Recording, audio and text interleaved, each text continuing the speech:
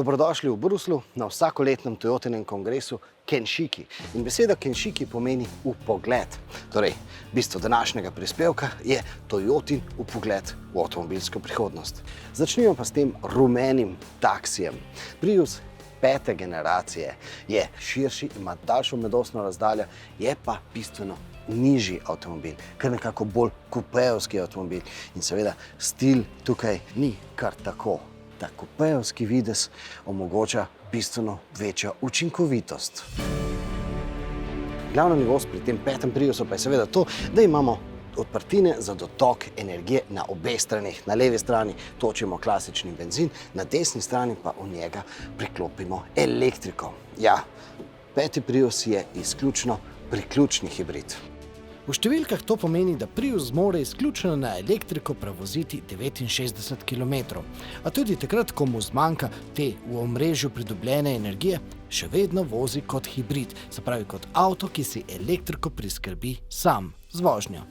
In novi Prius ima tudi bolj učinkovito fotovoltaiko na svoji kupejevsko razpotegnjeni strehi, pelje lahko do 8,7 km samo na energijo sonca.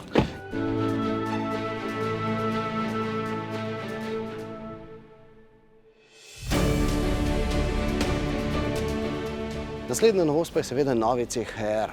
Ja, res gre za konceptno vozilo, ampak Toyota obljublja, da nekaj podobnega temu bo dejansko tudi zapeljalo na ceste. In seveda ta drzna oblika jasno nakazuje, kaj se je Toyota naučila pri prvem CHR-u. It created a new genre within the C segment, and this genre was more bold and going for a more sporty direction, a more personal direction. And I think when we thought about the next one, it's the same thing again. We wanted to really go one step forward again. We came around to the same solution again. Let's be more provocative, let's be more bold. Kako zelo drzna oblika je, mogoče dokazuje tudi ta kljuka, ki je skrita tukaj zadaj. In ja, tukaj zadaj se obetajo tudi vrata v kabino. Drzni CHR je nastal na Azurni obali v Nici. Tam pa nastaja tudi drzno oblikovani mali Aygo Cross in avto vsekakor druži marsikateri oblikovalski element. Poraja se torej vprašanje, ali se znotraj Toyota oblikuje južno-francoski oblikovalski stil. To be honest, there's not so many things from the Aygo, not for us as designers. But yeah, of course, it's the same group of people working on it. So of course we have a certain type of taste. They're coming from the same design team. There's going to be some little similarities, but the two cars are very different. Čeprav avtomobilske znamke danes skoraj da po pravilih predstavljajo le še 100% baterijske električne avtomobile, bo CHR v drugi generaciji priključni hibrid. Pri Toyoti namreč poudarjajo, da se je čiščenja planeta treba lotiti po pameti, z ustreznimi izračuni, ki morajo temeljiti na realnih možnostih.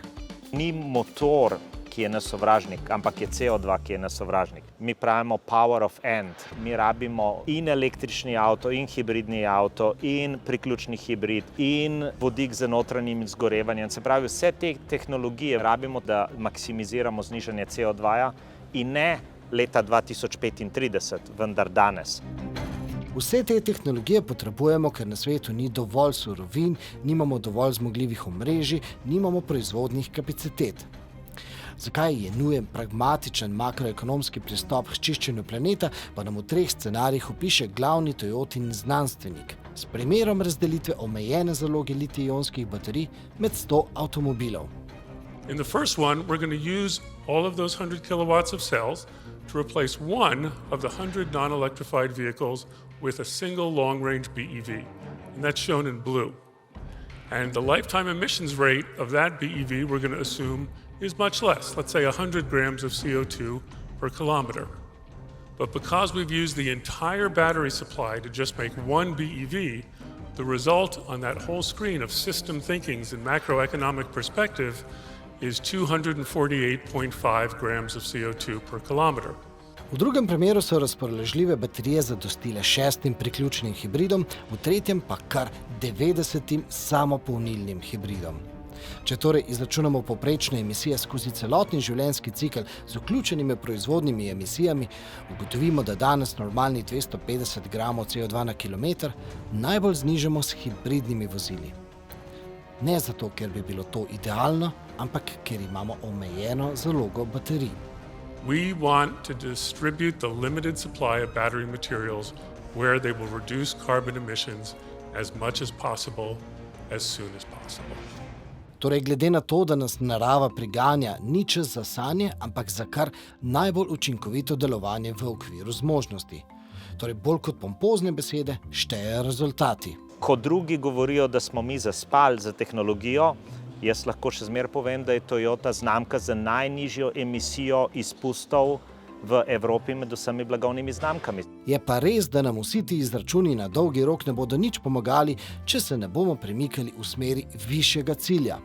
Zato bo prej omenjeni CHR prvi model, ki bo imel baterije narejene v lastni Toyotini tovarni v Evropi. Seveda pa izdelava baterij na lokaciji verjetno ne bi bila tako zelo nujna, če ne bi pri Toyoti delali tudi na tem višjem cilju, se pravi na električnih avtomobilov. In seveda je zdaj to pravi trenutek, da pogledamo Toyotine električne novosti. Toyota BZ4X smo vam že pokazali, se pravi tisto električno Toyoto, tisto, ki se odlično pelje tudi po terenu, po zaslugi inovativnega električnega štirikolesnega pogona. No, zdaj sedim v tehnično sorodnem avtomobilu v Lexusu RZ. In v tem avtomobilu pa najdemo tudi volan, ki ga v tisti Toyoti takrat še nismo uspeli pošlatati. Posebnost tega volana pa je, da nima nobene mehanske povezave s kolesi. Samo kable. To pa je že druga električna Toyota in tudi ta ima poseben volan. Na njem pa so celo demonstrirali uporabo bolj trajnostnih materialov. Pa še eno stvar demonstrirajo v tem konceptnem BZ-ju, uporabo ukrivljenih zaslonov. Kompaktni BZ bo drugi Toyotin BZ, do leta 2026 pa jih bomo deležni še 4, če ne štejemo Lexusovih modelov. Ampak preden pogledamo Lexusovo električno super novost, vrinimo misel, ki smo jo posneli v zgodbi o nekem drugem modelu, neke druge avtomobilske znamke. Kmalu boste dojeli, zakaj. Mogoče ideja, da bi bilo prestavljanje slišati. Sicer vem, da to je električno ali pa karkoli, ampak da bi bila neka zvočna kulisa tudi mogoče, da slišiš. Ne? To se želi stara garda, ne? Ja, to se želi stara garda. Ne? Pri Lexusu očitno berejo misli. No, ta avtomobil je koncept in v njega se ne moramo sesti, ker sploh nima sedežev, niti volana. Ampak pri Lexusu pravijo, da bo ta avtomobil vendarle zapeljal na ceste. In ko bo zapeljal, bo ta avtomobil 100 km/h dosegal v manj kot 2 sekundah. Ampak bolj kot te podatki, ki so seveda pričakovani za takšen superšportni električni avtomobil, je pri tem avtomobilu pomembno, da bo imel tudi ročni menjalnik. Ja, električni avto z ročnim menjalnikom. In seveda boste rekli, da gre za bistroumni nesmisel, ampak ne, mi pa rečemo, da je to moč znanja softverašev.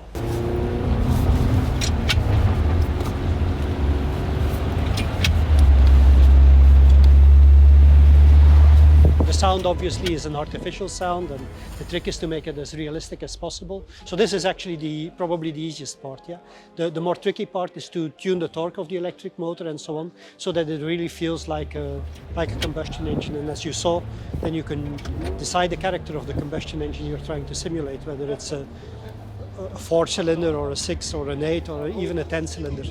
Really depends on the preference of the customer. And the electric motor can simulate. That's pure software. That's all software, yeah. The only thing, of course, you need an electric motor that's powerful enough, but getting power from an electric motor is relatively easy. That's much easier than it used to be. V prihodnosti bomo torej lahko najeli avto, se vpisali vanj z lastnim uporabniškim računom in se z istim avtom peljali pa popolnoma drugače, kot se je v njem vozil voznik pred nami. Torej, kakršen avto hočete, takšnega vam bodo zagotovili. Ta hip se vse skupaj zdi še zelo znanstveno fantastično, ampak to fantastiko lahko pričakujemo že v komaj nekaj letih. Če drugega ne, bodo tudi vsi Toyotini prihodnji modeli zasnovani, tako kot bodo velele ničle in enice. Da pa bodo vsi ti digitalni izdelki smiselni, bodo nujni podatki. You don't even have to buy it. You can download today source code for some of the advanced machine learning algorithms in the world. But you cannot use those algorithms to do much useful thing unless you have data to train them. I'm talking about neural networks, right? So many people publish these open source, but then how do you actually train them and make something useful? You need data. And that's actually what the hard part is.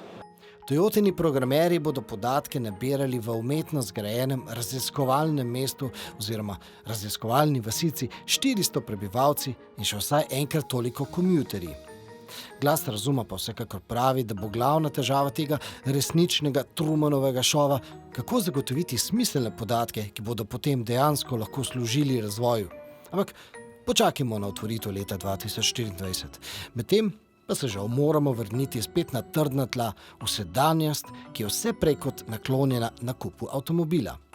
Vse se draži, energija se draži, osnovni materiali za gradnjo vozil se dražijo, seveda se s tem tudi cene avtomobilov držijo. Vendar, če pomislimo, da se hkrati držijo tudi cene rabljenih vozil, je verjetno boljši način danes razmišljati, namesto da bi kupili avto, da ga najamete, da ga financirate in da odplačate tisti del avta, ki ga dejansko uporabite, in s tem, ko se draži cena avtomobila in draži cena rabljenega avtomobila, seveda pri vsem govorimo še vedno o podražitvi, vendar so te razlike potem manjše. Da si bodo v prihodnosti avtomobile lahko kupili samo še bogatejši, to smo že večkrat slišali, očitno pa zdaj hočeš nočeš res prihaja čas odločitev. In pri Toyoti se ta streznitev imenuje Kinto. Jaz sem imel priložnost, da sem v bistvu ustanovil Kinto in postavil na noge cel posel. Danes v Kintu dela preko 500 ljudi. V parih letih smo že dosegli nekaj in v vmesnem času se je tudi odprla naša podružnica za financiranje vozil tudi v Sloveniji, ki bo tudi začela z Kinto One produktom in omogočila slovenskim kupcem Toyote, da avto najamejo in ne samo, da ga kupijo. Tako da mislim, da smo prišli kar daleč od najinega prvega pogovora o Kintu. Pri tem je pomembno, da posel z imenom Kinto ni vezan samo na nove avtomobile. Bančniki bi namreč želeli z avtom služiti več časa. Ena od stvari podaljševanja življenjske dobe je kvaliteta. Danes je zelo popularno govoriti o circular economy, o refurbishment in dejansko to kot jaz pravim, niso izumili mulci, ki nosijo ponošene kavbojke, ampak je to izumila avtoindustrija. Rabljeni avti so se od nekdaj kupovali. Nekateri avti imajo tudi po 6-7 lastnikov. Se pravi, ni toliko pomembno, koliko časa ena stranka vozi ta avto, pomembno je, koliko časa bo ta avto zdržal. In ravno ta pristop, ki ga imamo mi, da smo v vsem razvoju posvetili veliko pozornosti kvaliteti, da smo trenutno edina blagovna znamka, ki je najavila, da bo garantirala 90% baterije po 10 letih. Ravno ta pristop je pomemben, da podaljšujemo življenjsko dobo vozil. V trajnejših avtih je torej zaslužek, pa tudi okoljsko odgovorno ravnanje.